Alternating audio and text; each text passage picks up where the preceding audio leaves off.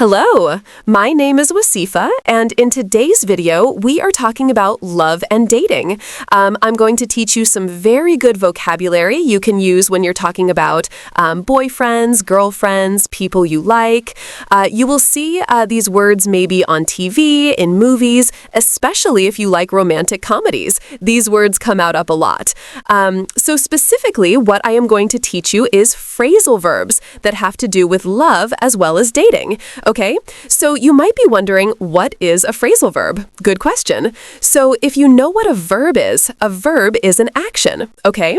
So some examples of verbs are play, listen, look, eat. These are all different verbs. A phrasal verb is a little bit different.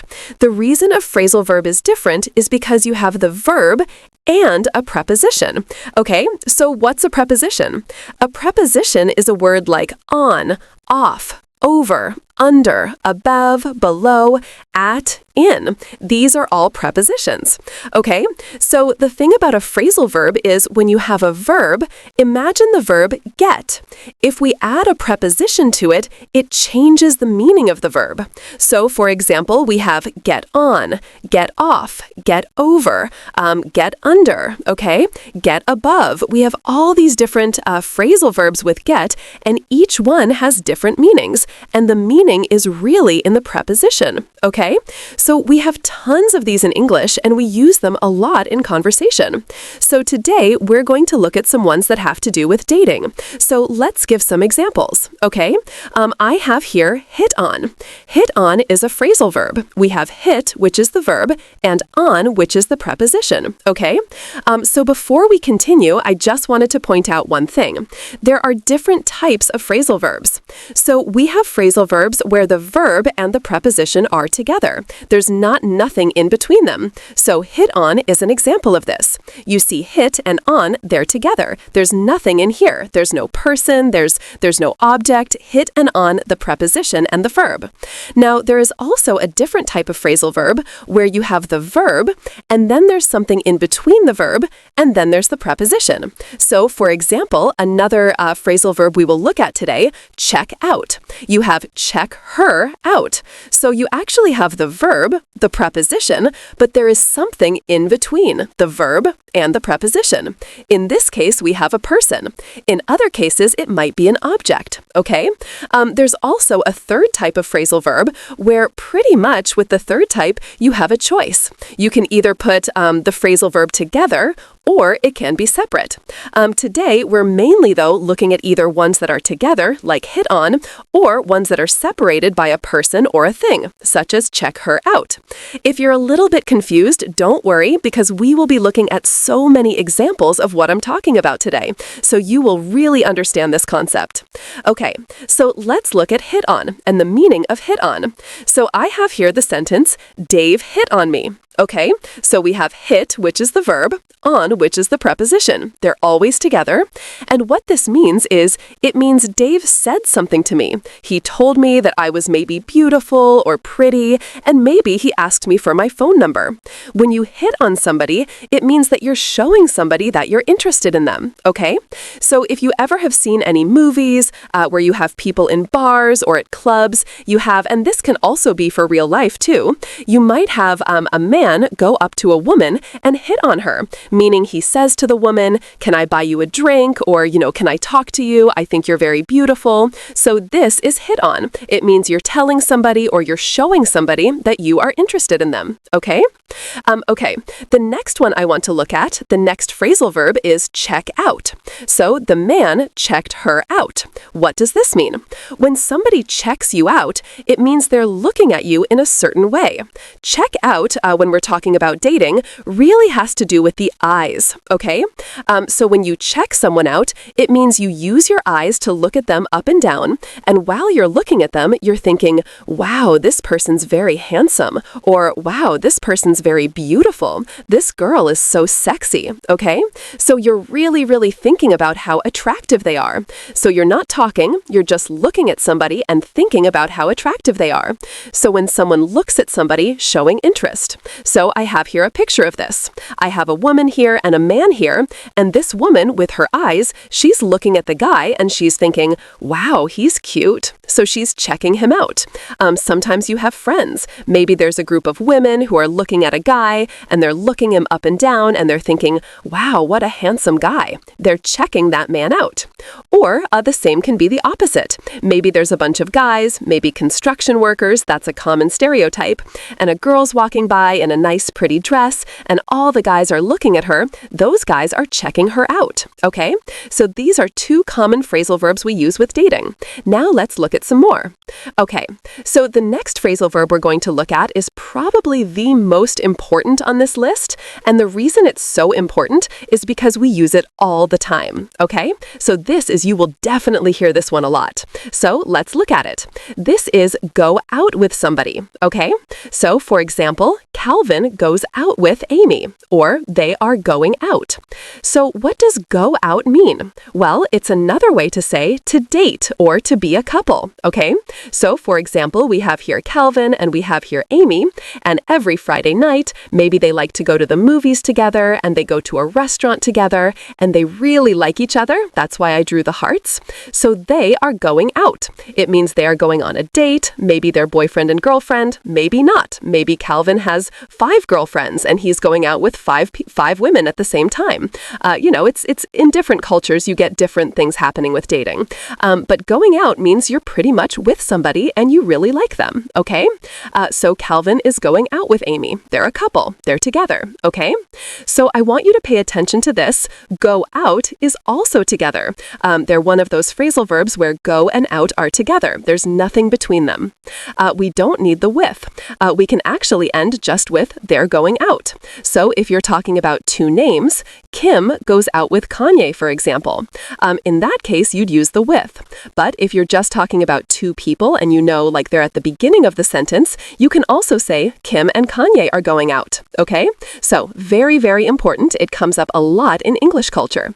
If you're ever interested, maybe you meet two people and you want to know if they're boyfriend and girlfriend, you can say, hey, are those two people going out? Okay, so that's how we can use it.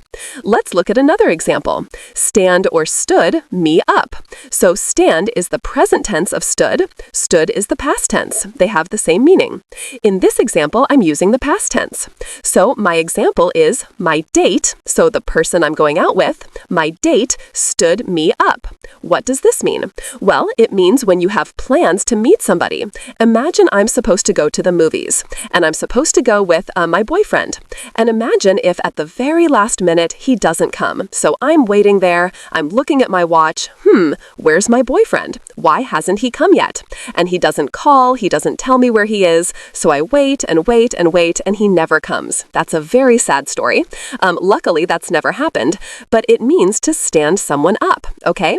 So one thing to notice with the grammar of this, stood and up, is there something between stood and up?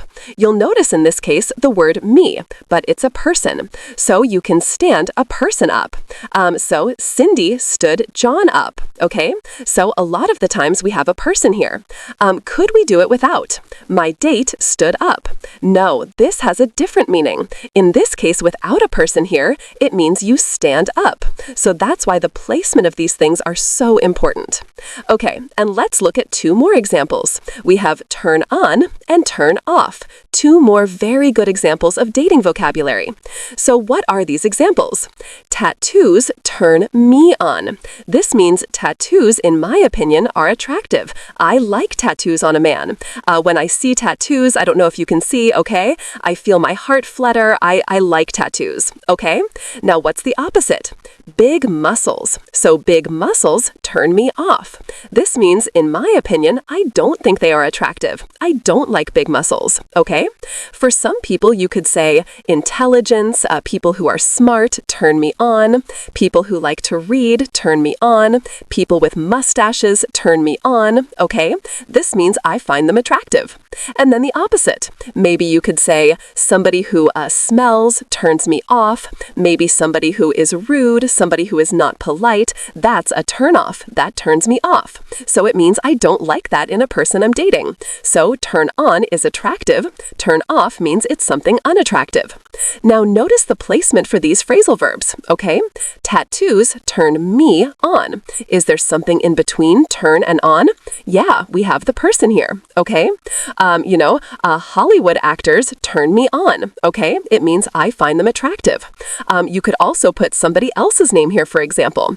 I know with my sister, British guys, she loves British accents. British accents turn my sister on, okay? Maybe beards, long beards, turn my sister off. So you can put a person between turn and on or turn and off. We also have the noun form of this. We can say, wow, beards are a turn on. In this case, it's a noun. Or we can say, long hair on a man is a turn on. We could say, smelly, people who smell are a turn off. Okay, so we have it in the noun form. Okay, and this is actually quite common too. So now let's look at some other phrasal verbs we can use. Okay, so our next phrasal verb is also very common, and that is to make out with somebody. In this case, I have it in the past tense, but we can also say they make out, or they will make out. In this case, I wrote they made out. So made is the verb and out is the preposition. So what does this mean? It means to kiss very passionately. Sometimes you might see people, usually not in public, but every once in a while you might see somebody making out with somebody else on a park bench, for example. So this is making out. It means to kiss very passionately. Our next sentence is hook up. Okay, hook up, hook in this case is the verb, and up is the preposition. When you say hook up, it usually means sex. They had sex. They hooked up. So this is a very important one to know in case you accidentally make some kind of mistake. You can say, did you hear about, John and Karen? They hooked up. Okay, meaning they had sex. Okay? The next one is cheat on. He cheats on his girlfriend. She cheats on her boyfriend. Now, this one is a really sad one. When you cheat on somebody, it means you lie to them and you go to somebody else. Maybe you go to them sexually or maybe emotionally. But it's where, imagine this is the husband, this is the wife. The wife now is with this guy and she's lying to her husband. So let's look at an example. So you lie to somebody and you go out with someone who is not your boyfriend or girlfriend or husband or wife. So if you ever look at a celebrity gossip, there are always stories of people cheating on each other. Bill cheated on Hillary, for example. There's tons of examples you can find of people cheating on other people. Okay, and finally, break up. Okay, so oftentimes if somebody cheats on somebody, there is going to be a breakup. So when you break up with somebody, it means you end the relationship. So if you have, John and Karen together, now they break up. They're not together anymore. Okay, so if we look at the grammar of this, we can say we broke up. Okay, this is in the past tense. We break up is in the present tense. We will break up is in the future tense. So in this case, broke is the verb, up is the preposition. If I wanted to talk about who broke up with whom, we could do that too. John broke up with Karen. Or we could say Karen broke up with John. But you'll notice that break and up are together in terms of the words. There's nothing between them. Okay, so I hope you've enjoyed this video. We have covered a lot. We've covered grammar in terms of phrasal verbs, and we have also covered a lot of really good dating vocabulary that's very popular and very common.